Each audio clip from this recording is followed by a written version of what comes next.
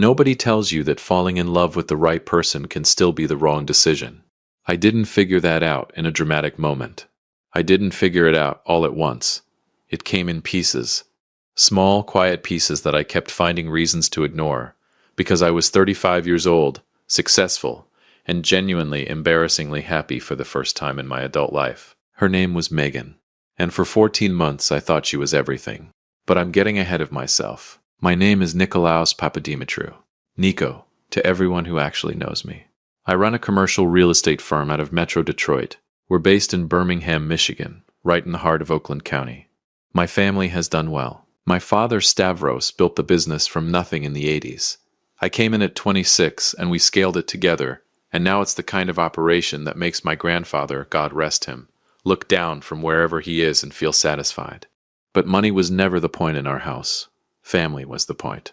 Always family. We're Greek-American, 3 generations deep in Metro Detroit. My parents live in Grosse Pointe in the same house they bought when they got married. Sunday dinners are mandatory, non-negotiable, and treated with the same seriousness as a board meeting.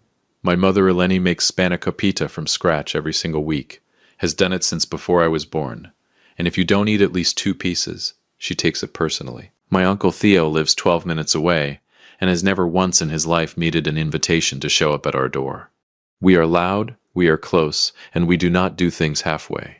So when I tell you I met Megan at a fundraiser in Birmingham, and within 3 months I was completely gone over this woman, understand what that means coming from me.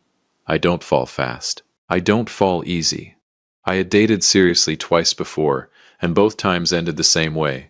Not dramatically, just quietly, the way things end when 2 people realize they want different lives. Megan felt different from the first night. She walked into that fundraiser in a black dress that probably cost more than my first car, laughed at my Uncle Theo's terrible joke about Greek yogurt within 5 minutes of meeting him, and then turned to my mother and asked, genuinely asked, not politely asked, about the recipe for the appetizer she'd just eaten. My mother grabbed her arm and talked to her for 45 minutes. I stood there watching it happen and thought, oh, so this is how it happens. We dated for 14 months. She met my family early. By month 2, she was at Sunday dinner. By month 4, she knew which chair was Uncle Theo's, and never sat in it. My family absorbed her the way Greek families absorb people they like. Completely, immediately, and with a lot of food involved. I proposed on the rooftop of the Shinola Hotel in downtown Detroit on a Tuesday evening in late spring. Ring, flowers, the whole thing. She said yes before I finished asking. My mother cried when I called her. My father said, good. Now bring her to every Sunday dinner so your mother can feed her properly. Uncle Theo, somehow, already knew. To this day, I don't know how. I was happy, genuinely, completely happy, and I had absolutely no idea what she was planning. Welcome to Dad's Raw Revenge. Get comfortable. This story is going to take you somewhere. Hit that like button and drop a comment below letting me know where you're watching from. Trust me, you're going to love it here. Here's the thing about Megan that I want you to understand before anything else. She wasn't cold. She wasn't distant. She was warm and funny, and she made me feel consistently like I was exactly where I was supposed to be. So when the topic of her family came up, and it came up early, because in my world family comes up immediately, her answer didn't feel like a red flag. It felt like a wound. My parents and I don't have a relationship, she told me one night, about 6 weeks in. We were sitting on the couch in her apartment in Midtown, takeout containers on the coffee table, some show on in the background neither of us were watching. They were really toxic when I was growing up. Controlling, critical. My dad especially. I had to put serious distance between us just to function as an adult. I even changed my last name on social media to get some breathing room. I looked at her. She wasn't performing it. Her eyes were steady and a little tired, like someone recounting something they'd processed a long time ago but that still cost something to say out loud. I'm sorry, I said. Because what else do you say? It's okay. It's just not something I talk about a lot. They won't be at the wedding. I need you to be okay with that. I told her I was okay with that. And I was. Because I trusted her. Because she had given me zero reason not to. What I didn't fully account for was my family. Not that they were hostile toward Megan. They weren't, not even close. But the Papadimitriou family operates on a specific cultural frequency, and that frequency includes a bone-deep need to know the people connected to the people they love. It's not nosiness. It's not judgment. It's just we believe you understand a person better when you understand where they came from, who raised them, what table they grew up sitting at. And by month 11 of our engagement, the silence around Megan's family had started creating its own kind of noise. It came to a head on a Sunday evening in late July. My mother had made pasticcio, the real version, the one that takes most of Saturday to prepare, and we were all around the table in Grosse Pointe. Me, Megan, my parents, Uncle Theo, my cousin Nick Jr., and his wife. Everything was warm and normal, until Uncle Theo, operating as he always does with complete disregard for social timing, put down his fork and looked at Megan.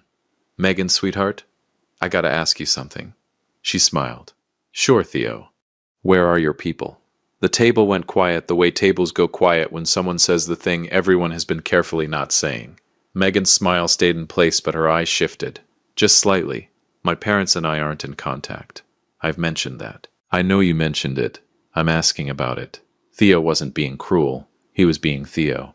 Because in our family, and I mean this with love, you don't marry into a family you've never met. It's not how we do things. "Theo," my father's voice. Low, single word. Theo picked up his fork, but the question was already on the table and no amount of pasticcio was going to bury it. Later, after Megan had gone home, my father came and found me in the kitchen. He poured himself a small glass of wine and leaned against the counter. "She's a good woman," he said. "Not a question. She is. I believe you." He nodded slowly. "But Nico, we're going to stand in a church. We're going to make promises in front of God and everyone we know. And we're going to do that without knowing a single person from her side. Her parents are toxic, Pop. She had a hard, I hear you. I believe her." He set the glass down. "But toxic people still exist somewhere. They have an address." He looked at me steadily. "I'm not asking you to fix anything. I'm asking you to know what you're walking into." I didn't say anything. He patted my shoulder once and went back to the dining room. I stood there in my parents' kitchen for a long time after that. But here's what I need you to understand. I still wasn't suspicious. Not really. Not of Megan. If anything, I was worried about myself. Because the one thought I couldn't shake, the one that kept surfacing on the drive home to Midtown, was this. What if her parents take one look at me and decide I'm not what they wanted for their daughter? I know how that sounds coming from a guy with a successful business and a family like mine. But Megan existed in a very specific world. Corporate marketing, downtown Detroit, the kind of social circle where everyone has an MBA and an opinion about wine regions. Her apartment was decorated like a magazine. Her friends wore brands I had to look up. She carried herself with a particular kind of polish that I found attractive, but also occasionally, quietly, made me feel like I was slightly too much, too loud, too Greek, too Theo adjacent. What if her parents were the same way? What if they had money, standards, expectations I didn't know about? What if they met me and Megan saw the whole thing through their eyes? And something shifted. That was my actual fear, driving north on I-75 the following Saturday morning in August. Not that I'd uncover a lie. Not that anything was wrong.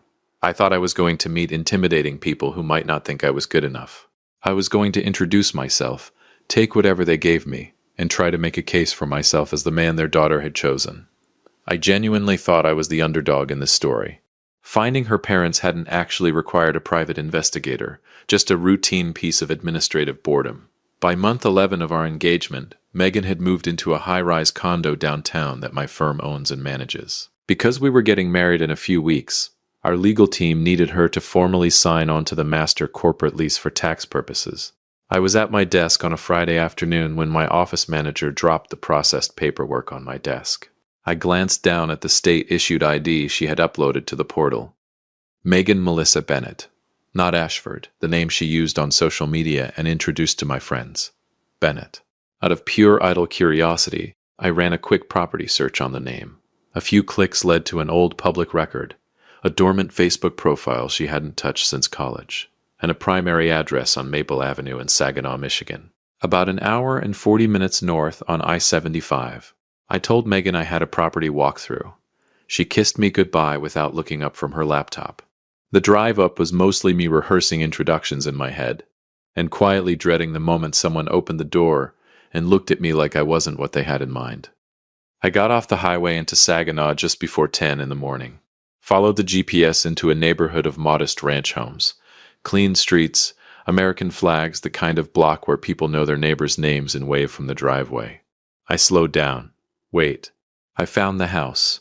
A well-kept ranch home, with a flower bed along the front walk and wind chimes on the porch. And in the front yard, moving slowly with a garden hose, was an older man in a Detroit Tigers t-shirt and reading glasses pushed up on his forehead, watering the flower bed with the unhurried patience of someone who had nowhere more important to be. This is not what I pictured. I sat in the car for a full 5 minutes recalibrating everything. There was no gate, no luxury car in the driveway, no indication whatsoever that the people inside this house had ever spent a single moment worrying about whether someone else was good enough for anything. These are not intimidating people. These are regular people. And for one brief, uncomplicated moment, I felt genuinely relieved. I got out of the car, walked up the driveway. He noticed me when I was about 10 feet away and squinted in that cautious way people do when a stranger walks toward them. "Help you with something?" I stopped, took a breath. "Sir, you don't know me. My name is Nico Papadimitriou. I'm engaged to your daughter, Megan." Gerald Bennett dropped the hose. Not fumbled it. Dropped it. Water pooled slowly across the driveway as he stared at me, and his face did something I was completely unprepared for. It crumbled, not with anger, not with suspicion, with relief, with 2 years of accumulated grief finding somewhere to finally land. "Nancy," his voice broke on her name. "Nancy, come outside." And in that single moment, standing on a driveway in Saginaw watching a retired postal worker try to collect himself, my entire understanding of the situation turned completely upside down. Inside the Bennett house, everything I thought I knew about Megan began coming apart at the seams. Quietly, methodically, over coffee I didn't ask for, and a plate of cookies Nancy put out with shaking hands. The house was clean and modest and filled, completely filled, with Megan.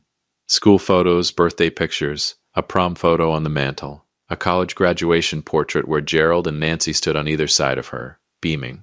Gerald's arm around her shoulders, Nancy's face so proud it almost hurt to look at.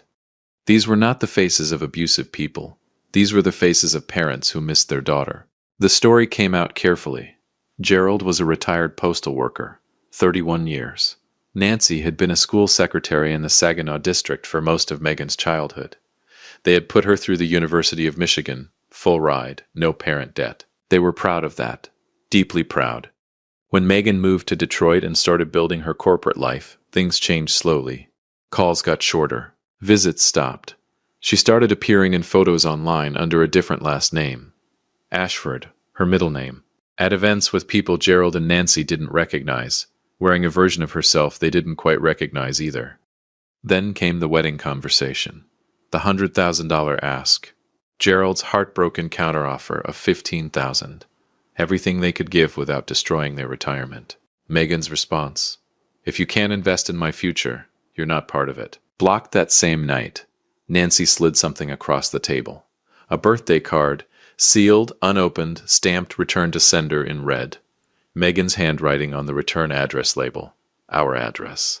I stared at the red stamp on the envelope, then slowly pulled my phone out of my pocket. I opened the text message Megan had sent me late the previous evening. The one I had read right before falling asleep. The one that had prompted me to make this drive in the first place. "Babe, great news.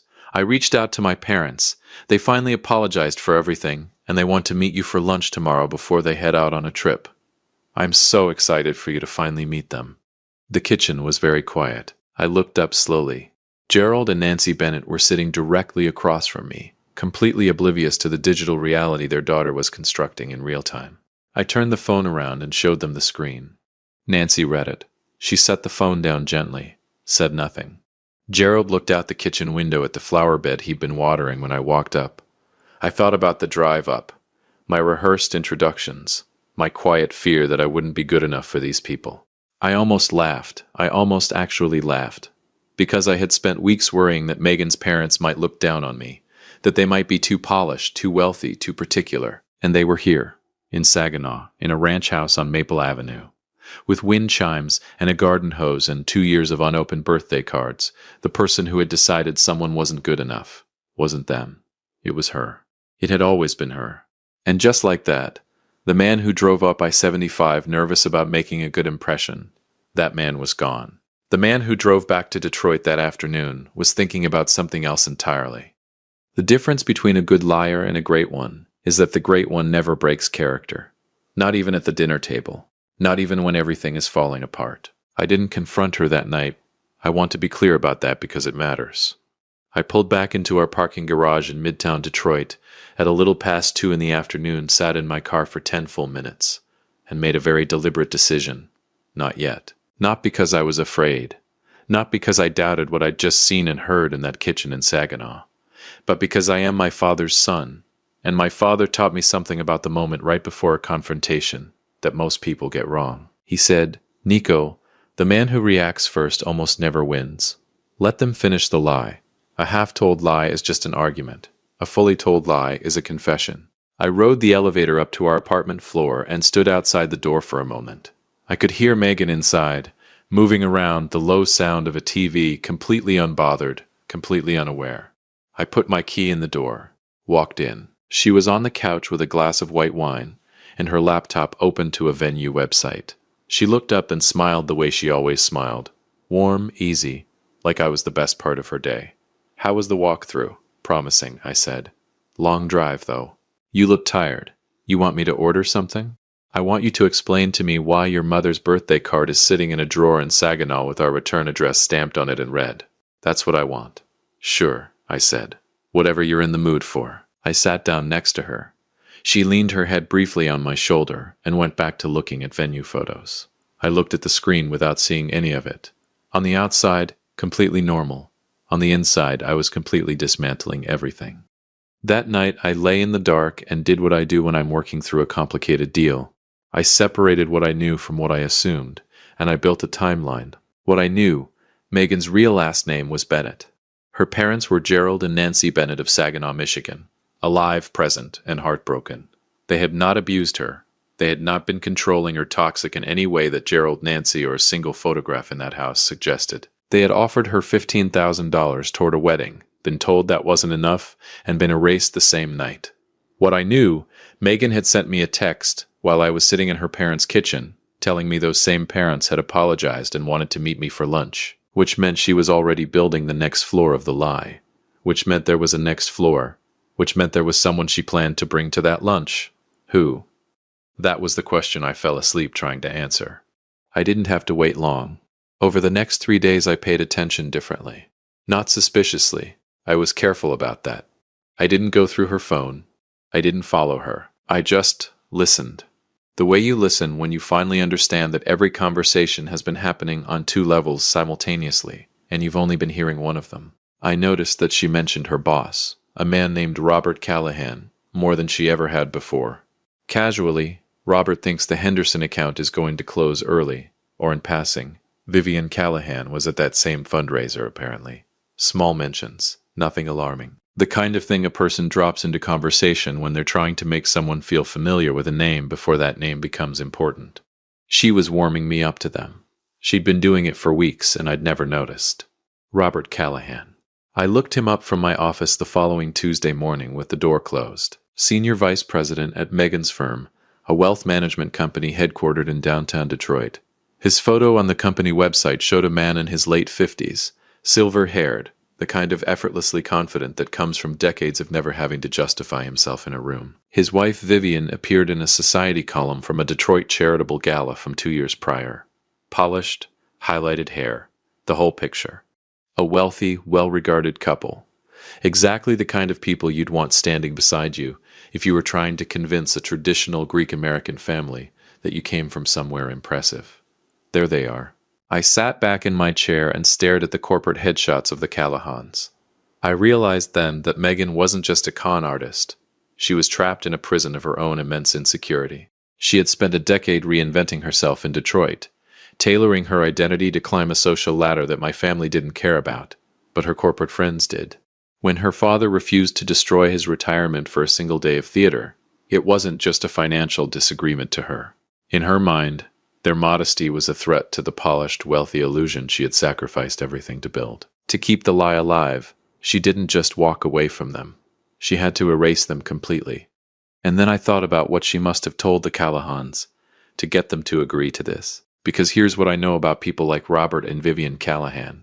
They didn't get where they are by being stupid or careless. For Megan to get them to sit across a lunch table and introduce themselves as her parents, she had to have given them something that made sense. A story that held together, something sympathetic enough that two busy prominent people would say yes without asking too many questions. What did she tell them? I turned it over for 2 days, and then on Thursday morning my phone buzzed with a reminder Megan had added to our shared calendar. Lunch, Robert and Vivian, the Lark, West Bloomfield, Saturday 12:30 noon. She'd added a note underneath. Can't wait for you to finally meet them, babe. This means everything to me. I stared at that note for a long time. It means everything to me. I thought about Nancy Bennett pressing a sealed birthday card across a kitchen table. I thought about Gerald Bennett's face when he read that text message over my shoulder. Yeah, I'll bet it does. I called my father that same Thursday from my car, engine running, sitting in the parking structure beneath our building. He picked up on the second ring. I need to talk to you. Come to the house. 20 minutes later, I was sitting at my parents' kitchen table in Grosse Pointe, the same table where Megan had charmed my mother, where Uncle Theo had asked his question, where everything had looked completely normal 2 weeks ago. And I laid it out. Everything. Saginaw, Gerald and Nancy, the birthday card, the text, Robert and Vivian Callahan. My father sat across from me with his hands folded on the table and listened without a single interruption. When I finished, the kitchen was quiet for a moment. Then he said, "What do you need?" 4 words. That's it. No lecture. No. I told you so. No dramatic reaction. I need to go to this lunch, I said. I need to build something bigger. My father nodded slowly. And the Bennetts? I'm going back to Saginaw after the lunch. I want to know if they're willing to be part of what comes next. He looked at me steadily. And what comes next? A dinner, I said. A real one, with the right people in the room. Another pause. Then my father stood up, straightened his jacket, and said, "I'll talk to your mother about the restaurant." That was the whole conversation. My mother's reaction was slightly less contained. She came into the kitchen from the living room where she'd apparently been listening to the entire thing, which in our house is not eavesdropping, it's just being present, and stood in the doorway with her arms crossed and an expression on her face that I can only describe as the specific fury of a Greek mother who has fed someone spanakopita in her home and been lied to. She sat at my table, my mother said. "Ma, she ate my food, Nico, in my house. And her mother is up in Saginaw with a birthday card that came back unopened. I know. Those poor people. I know, Ma." She looked at me for a long moment. Then she walked over and put both hands on my face, the move she's been making since I was 4 years old, and she wanted my full attention. "You fix this," she said quietly. "Not just for you, for them." Saturday came. The Lark in West Bloomfield. Old money restaurant. The kind of place where the lighting is specifically designed to make everyone look slightly more important than they are. Megan had made the reservation, naturally. I got there 5 minutes early and took a seat facing the door. They arrived together, Megan in the middle, one hand looped through Robert Callahan's arm, Vivian on his other side. Megan was glowing. Robert moved with the easy confidence of a man who had never once questioned whether he belonged somewhere. Vivian was all gracious smiles and careful posture. I stood when they reached the table. Big smile. Firm handshake. "Nico," Megan said, her voice warm with a particular kind of triumph. "This is my dad, Robert, and my mom, Vivian." Robert. Vivian. Not Gerald. Not Nancy. Robert. Vivian. I shook both hands. "I've heard so much about you. Both of you." I had heard nothing about them because they did not exist in this role until approximately a week ago. We sat. Menus opened. And for the next 20 minutes I watched Megan perform with a fluency that under any other circumstances I would have found genuinely impressive. She laughed at Robert's observations a half-beat too quickly. She referenced shared memories with Vivian, mentions of trips, restaurants, family moments, and Vivian tracked along carefully, the way someone does when they're working from a script they only half memorized. Robert was smoother. He asked me questions about the business, made appropriate comments about Detroit's commercial real estate market, and generally acted like a man who had done his research and was determined to be convincing. They were all performing. The whole table was a stage, and I sat there eating pan-seared whitefish, being absolutely, perfectly charming. "So, Robert," I said, setting my fork down with the relaxed ease of a man with no concerns whatsoever. "Megan's told me a lot about you. You've clearly been a huge presence in her life." Robert smiled. She's been like family to us. Like family. There it is. That means everything, I said. I looked at Megan when I said it. She beamed back at me. Keep smiling, sweetheart. I'll be honest with you both, I continued, leaning forward slightly, the way I do in negotiations when I want someone to feel like I'm letting them in on something. My family is traditional. Greek on my father's side. We take the formal stuff seriously. My parents would never forgive me if we didn't do this properly. I paused. We'd love to host an engagement dinner next Saturday. Nothing overwhelming. Family, a good meal, a toast. My parents just need to welcome the people who matter to Megan before we get to the altar. Robert glanced at Vivian, a half-second of silent calculation. Then, we'd be honored.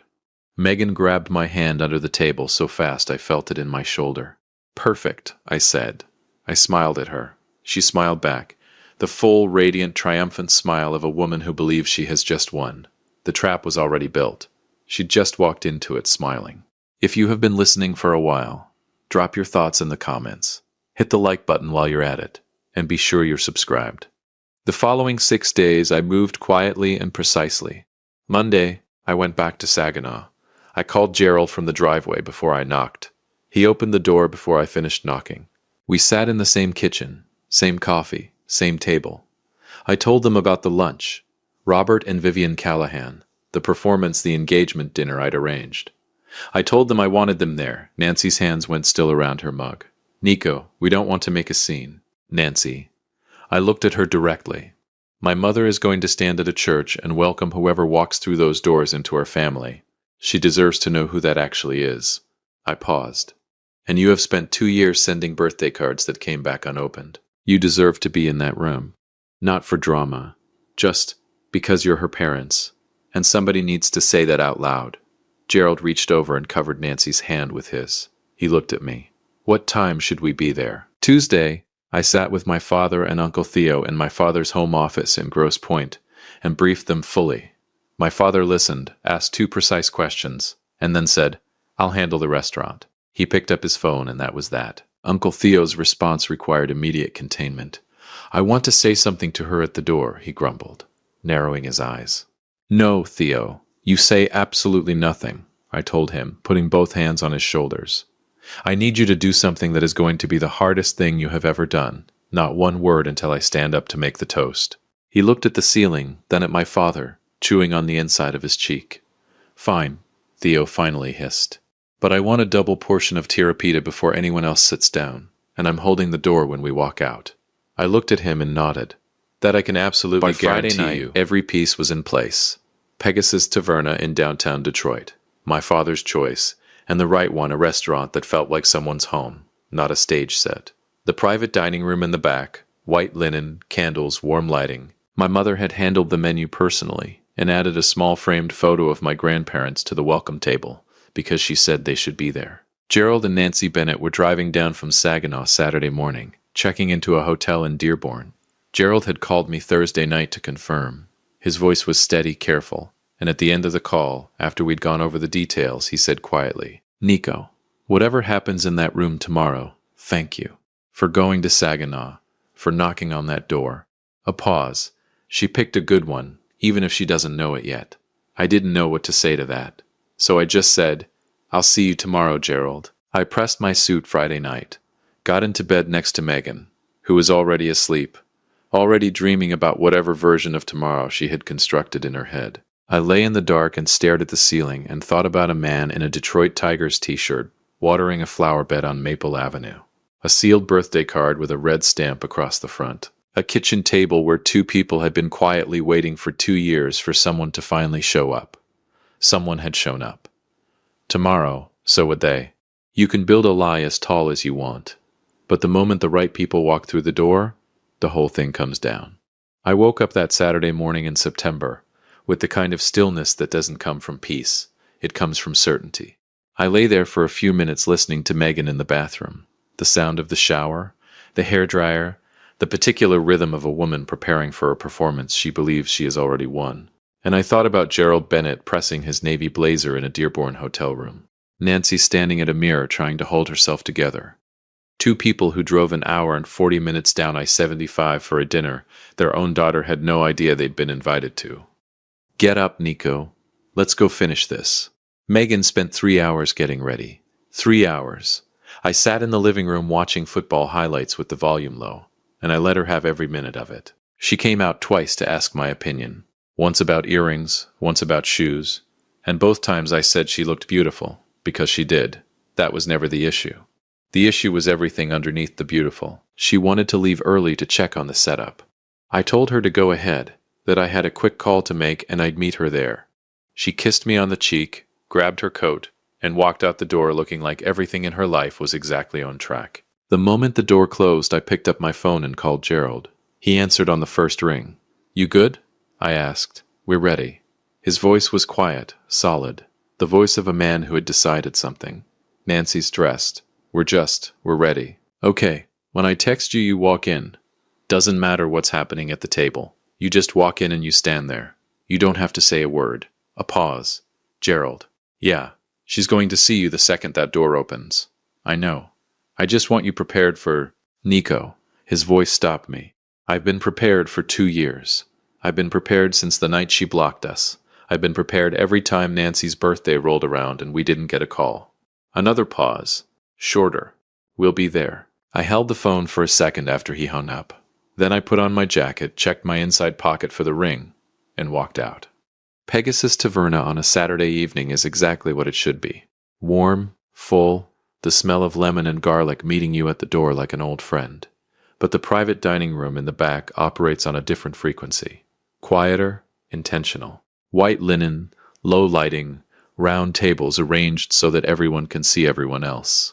My mother had been there since 4 in the afternoon. When I walked in at 6:30, she was adjusting the centerpiece flowers, with the focused energy of a woman who understood that the details of a room tell people how seriously you take them. She looked up when I came in and studied my face the way she's been studying my face since I was old enough to have something to hide.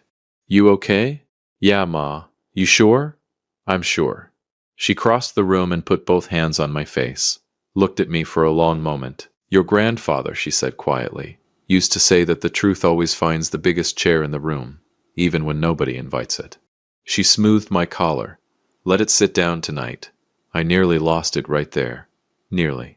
My father was near the bar talking with Nick Jr., already in his good charcoal suit. Completely composed, he looked at me when I walked over. One slow nod. That nod said, "Everything is in place. The room is set. Do what you need to do." Uncle Theo was at a side table with a full plate of tirapita and the concentrated expression of a man fulfilling a solemn obligation. He looked up at me, pointed at the plate, then pointed at me. His version of, I held up my end of the deal. "Don't you forget yours." I almost smiled. They arrived at 7. I heard Megan's laugh in the hallway before the door opened.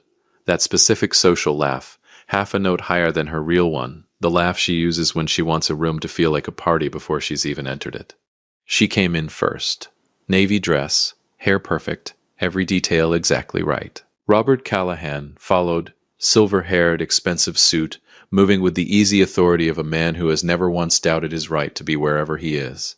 Vivian beside him, gracious and polished, pearls at her collarbone. Megan moved through that room like she owned it.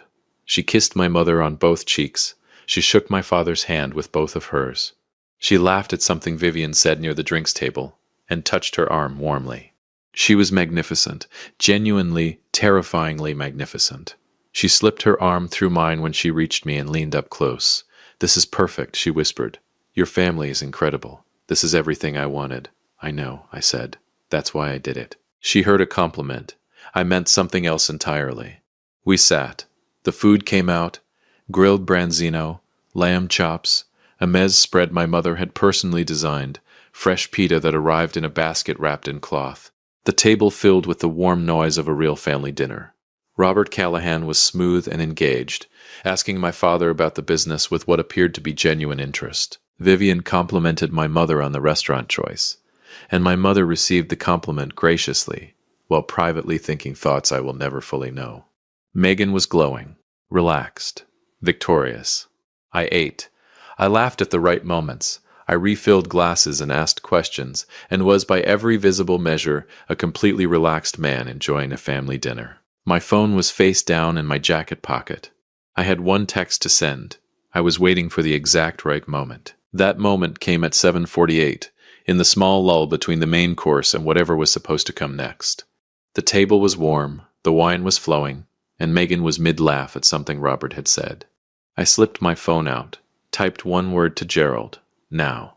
Then I stood up, the tap of a knife against a glass, that clean, clear sound that tells a room. Stop. Listen. The table settled.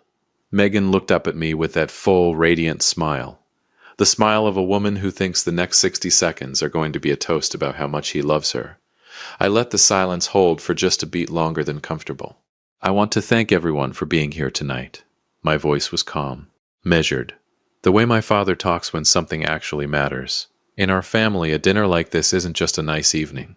It's a declaration. It's us saying, these people are real. These people matter. We don't do that lightly.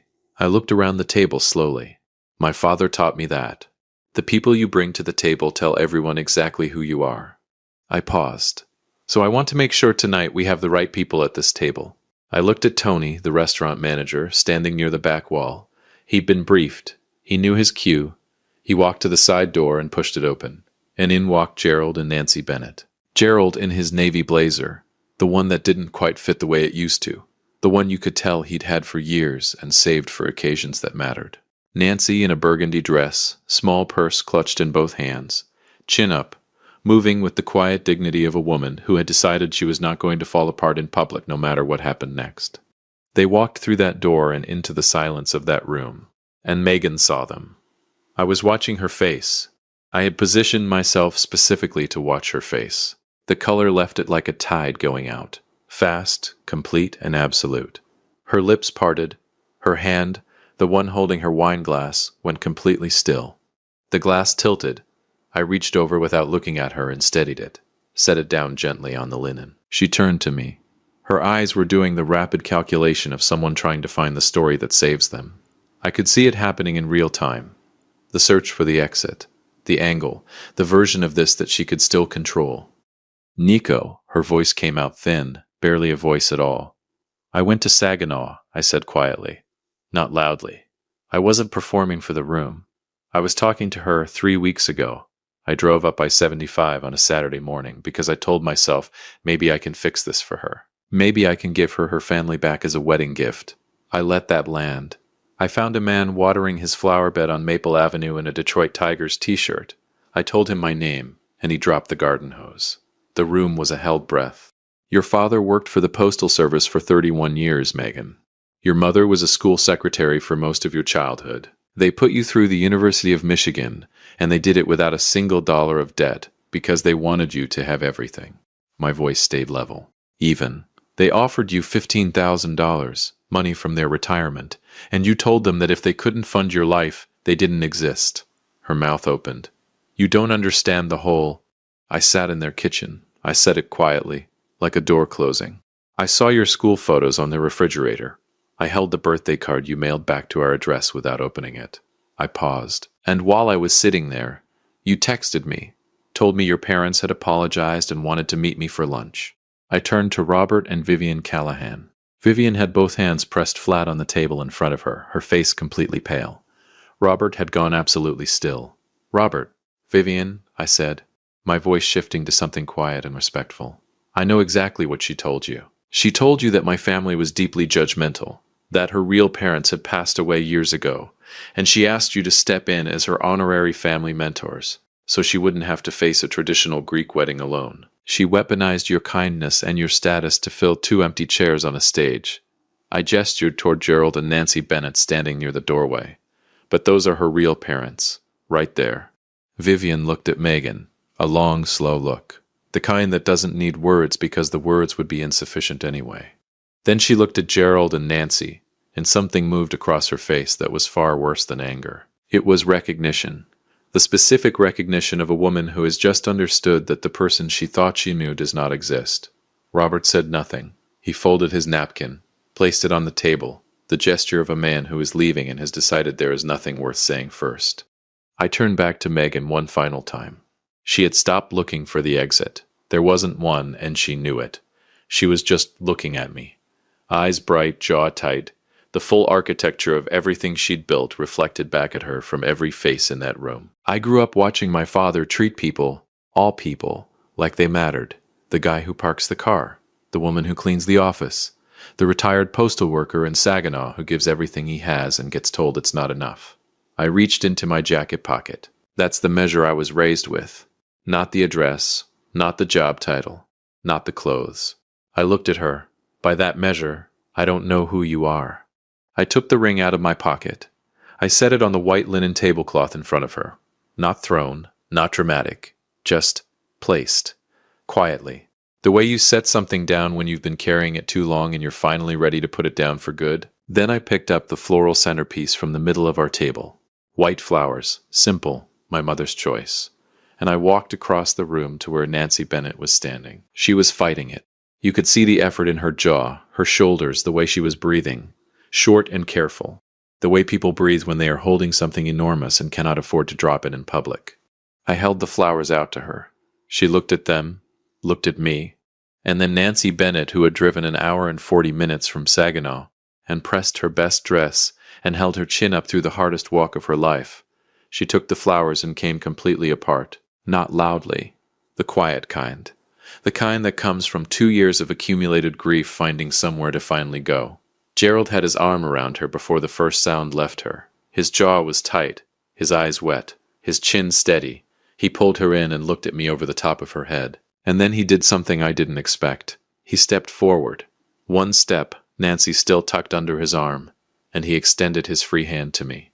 I shook it. He gripped it hard, the grip of a man saying something his voice couldn't quite carry yet. I held it for a moment. Then I stepped back. My father was beside me. I don't know exactly when he moved.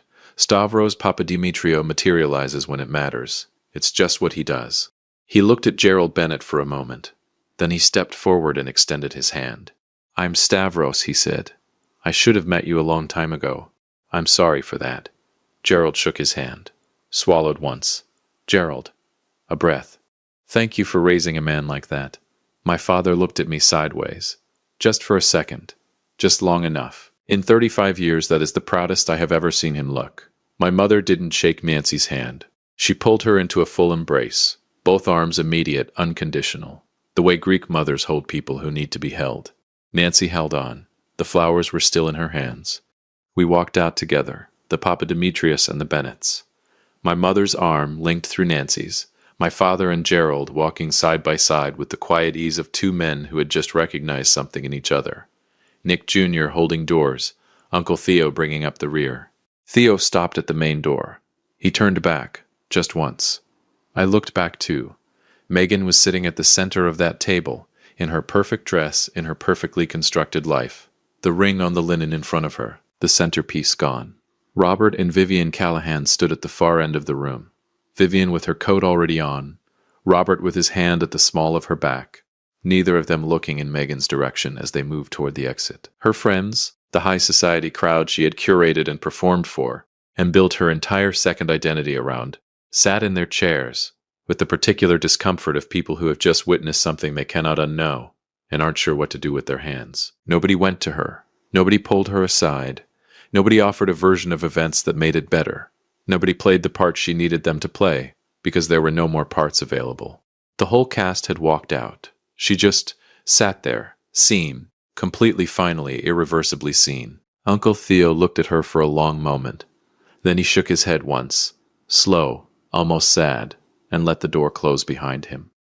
Outside on the sidewalk, September air cool and clean. Downtown Detroit moving around us like it had no idea what had just happened inside that restaurant. I stood next to my father and breathed. He put his hand on the back of my neck, the thing he's done since I was a kid. Didn't say anything for a moment. Then, your grandfather would have done the same thing. That was it. That was all he said.